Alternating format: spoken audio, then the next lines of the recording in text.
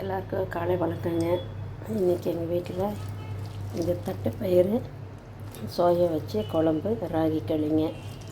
நல்ல ஒரு ப்ரோட்டீனாக ஹெல்த்தியானது. இது குழம்பு வைக்கலாங்க. இதில் தட்டைப்பயிறு, சோயா, பூண்டு போட்டு உப்பு மிளகுத்தூள் போட்டு முதல்ல அப்படியே வேக வச்சிடலாம். அப்புறம் தாளித்து கொட்டிடலாங்க. இதில் மிளகாய்த்தூள் உப்பு போட்டு அப்படியே வேக வச்சிடலாம். இதில் தக்காளி, கட்டின தக்காளி போட்டுடலாம். மிளகாய்த்தூள் காரத்துக்கு தகுந்தது, உப்பு போட்டு அப்படியே ஒரு 4 விசில் 5 விசில் வச்சிடலாங்க. நல்லா கலந்துட்டு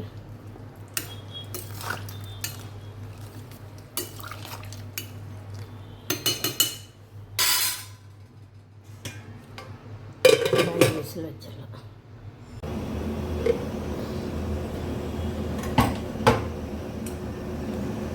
இந்த குழம்புக்கு பாருங்கள், நல்லா வெந்துருச்சு.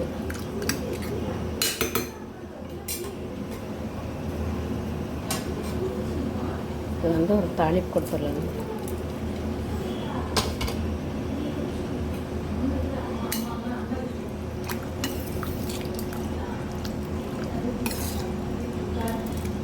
சூப்பரான நல்ல ப்ரோட்டீன் சத்து நிறைந்த தட்டைப்பயிறு சோயாபீன்ஸ் குழம்புங்க.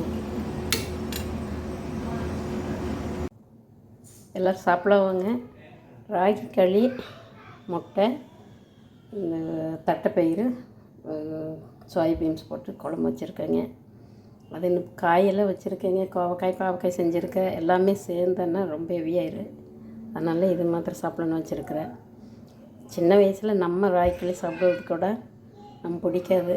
அப்போல்லாம் சாப்பிட்றது இல்லாமல் இருந்தோம். இப்போ என்னென்னா குழந்தைங்களே ராகிக்களி விரும்பி கேட்குறாங்க, சாப்பிட்றாங்க. அந்தளவுக்கு சந்தோஷம். என் பேர பேத்திக்கு எல்லாமே ராகிக்களி செஞ்சு கொடுப்பாங்க. ஹெல்த்தியானது. இந்த சோயா குழம்பு செஞ்சு பாருங்கள், நல்லா டேஸ்ட்டாக இருக்குது. வாங்க சாப்பிட்லாம்.